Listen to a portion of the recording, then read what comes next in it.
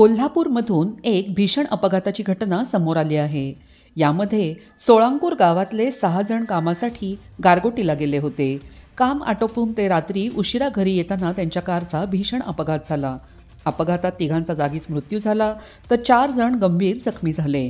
राधानगरी तालुक्यातल्या सरवडे मांगेवाडी इथे शिवमुद्रा हॉटेलजवळ रात्री 12:30 वाजता बोलेरो गाडीने ट्रकला धडकल्याने हा अपघात झाला.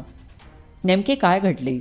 शुभम धावरे, आकाश परीट, रोहन लोहार, ऋत्विक पाटील, सौरभ तेली, भरत पाटील, संभाजी लोहार हे तरुण काही कामानिमित्त गारगोटीला गेले होते.